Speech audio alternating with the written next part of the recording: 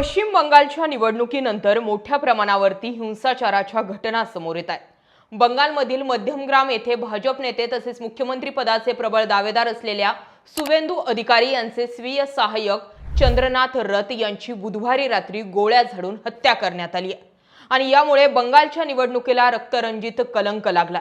या सुवेंदू अधिकारी यांनी ममता बॅनर्जी यांचा पराभव करून तृणमूल काँग्रेसला धक्का दिला होता। सुवेंदू अधिकारी यांच्या प्रचाराची धुरा त्यांचे पीए चंद्रनाथ रथ यांनी सांभाळल्याचं बोललं जातं। या प्रकरणामुळे पश्चिम बंगालच्या राजकारणामध्ये प्रचंड खळबळ उडाली आहे। या हत्याकांडामागे भाजप नेत्यांनी थेट तृणमूल काँग्रेसचे नेते आणि ममता बॅनर्जींचे पुतणे अभिषेक बॅनर्जी यांच्यावर हत्येचा कट रचल्याचा गंभीर आरोप केला। हे प्रकरण नेमकं काय आहे ते समजून घेऊया। सुरुवातीला सुवेंदू अधिकारी आणि ममता बॅनर्जी यांचा वाद किती जुना आहे त्याची थोडक्यात माहिती घेऊया। सुवेंदू यांनी ममता बॅनर्जी यांचा 2 वेळा पराभव केला। 2021च्या निवडणुकीत नंदीग्राम मतदारसंघातून सुवेंदू अधिकारी यांनी ममता बॅनर्जींचा 1956 मतांनी पराभव केला होता। त्यावेळी देखील नंदीग्रामच्या मतमोजणी वेळी सुरुवातीला ममता बॅनर्जी 1200 मतांनी जिंकल्याच्या बातम्या आल्या होत्या। मात्र निवडणूक आयोगाने सर्व्हरमधील तांत्रिक बिघाडामुळे अंतिम निकाल जाहीर करण्यास विलंब केला। अखेरीस सुवेंदू अधिकारी यांना विजयी घोषित करण्यात आलं। आता निवडणुकीत देखील भवानीपूर मतदारसंघात सुवेंदू अधिकारी यांनी ममता बॅनर्जींचा 15105 मतांनी मोठा पराभव केला। यावेळी देखील दोन्ही गटांमध्ये मतमोजणीच्या दरम्यान मोठा वाद झाला होता। मतमोजणी सुरू असताना ममता बॅनर्जी केंद्रावर पोहोचल्या होत्या। तेथून बाहेर पडल्यानंतर त्यांनी सुवेंदू अधिकारी यांनी आपल्याला मारहाण केल्याचा खळबळजनक आरोप केला होता। तसेच निवडणूक आयोग भाजपच्या दबावाखाली काम करत असल्याचं सांगून निकाल पुन्हा मोजण्याची मागणी केली। सुवेंदू अधिकारी यांनी हे सर्व आरोप फेटाळून लावत ममता बॅनर्जींचा हा ड्रामा असल्याचं म्हटलं होतं। 2021 मध्ये नंदीग्राम मधील पराभवानंतर ममता बॅनर्जींनी भवानीपूरची पोटनिवडणूक जिंकून मुख्यमंत्रीपद राखलं होतं। मात्र 2026च्या विधानसभा निवडणुकीत त्यांना सुवेंदू अधिकारी यांच्याकडून पुन्हा एकदा पराभवाचा सामना करावा लागला।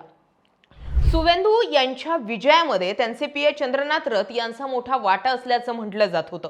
सुवेंदू अधिकारी यांच्याप्रमाणे चंद्रनाथ रथ यांचे कुटुंबही पूर्वी तृणमूल काँग्रेसशी जोडलेलं होतं। त्यांची आई हसी रथ या स्थानिक पंचायत सदस्य होत्या। 2020 मध्ये सुवेंदू अधिकारी यांनी भाजपमध्ये प्रवेश केला तेव्हा चंद्रनाथ रथ यांनीही टीएमसी सोडून भाजपमध्ये प्रवेश केला। यामुळे टीएमसी आणि रथ यांच्यातील संबंधांमध्ये दुरावा निर्माण झाला होता। चंद्रनाथ रथ हे सुवेंदू अधिकारी यांचे इतके विश्वासू होते की भाजप सत्तेत आल्यास त्यांना मोठी प्रशासकीय किंवा राजकीय जबाबदारी दिली जाईल अशी चर्चा होती। त्यामुळे ममता बॅनर्जी समर्थक आणि चंद्रनाथ रथ यांचं आधीपासूनच हार्डवेअर होतं।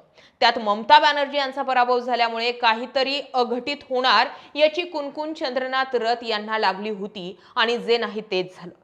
चंद्रनाथ रथ हे कोलकाताहून मध्यग्राम येथील आपल्या घरी परतत असताना बुधवारी रात्री 10:30 ते 11च्या सुमारास दुचाकीवरून आलेल्या हल्लेखोरांनी त्यांच्या कारला अडवून जवळून गोळ्या झाडल्या। त्यांना उपचारासाठी रुग्णालयात दाखल केले, मात्र डॉक्टरांनी तोपर्यंत त्यांना मृत घोषित केलं। सुवेंदू अधिकारी यांनी याला पूर्वनियोजित हत्या म्हटलेलं आहे। हल्लेखोर 2-3 दिवस पाळत ठेवून होते आणि हा एक कोल्ड ब्लडेड मर्डर असल्याचा दावाही त्यांनी केला। दरम्यान भाजप नेते अर्जुन सिंह आणि इतरांनी थेट अभिषेक बॅनर्जींवरती आरोप केला। भाजप नेत्यांनी अभिषेक बॅनर्जींच्या 4 मे नंतर बघून घेऊ या धमकीचा संदर्भ देत ही हत्या त्याचाच एक भाग असल्याचं म्हटलं होतं। दुसरीकडे तृणमूल काँग्रेसने या हत्येचा निषेध करत भाजपच्या आरोपांचं खंडन केलंय। 30 एप्रिल रोजी मतमोजणीच्या 3 दिवस आधी भवानीपूर येथील स्ट्रॉंग रूमला ममता बॅनर्जी यांनी जेव्हा भेट दिली त्यावेळी सुवेंदू अधिकारी तिथे उपस्थित नव्हते। मात्र चंद्रनाथ रथ हे तिथे भाजप कार्यकर्त्यांसह हजर होते। स्ट्रॉंग रूम बाहेर टीएमसीचे प्रचाराचे वाहन बेकायदेशीरपणे उभे असल्याचा आरोप करत चंद्रनाथ रथ यांचा पोलिसांशी तीव्र वाद झाला होता। त्यांच्या तक्रारीनंतरच ते वाहन तिथून हटवण्यात आलं होतं।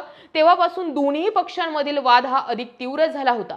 त्यातच 4 मे रोजी तृणमूल काँग्रेसला बसलेला धक्का, भाजप कार्यकर्त्यांनी आक्रमकपणे केलेलं सेलिब्रेशन, विजयानंतर तृणमूल काँग्रेसच्या कार्यालयावरती केलेला हल्ला, आव्हान प्रतिआव्हान या सर्वांमुळे दोन्ही पक्षांमध्ये मोठा वाद निर्माण झालेला होता।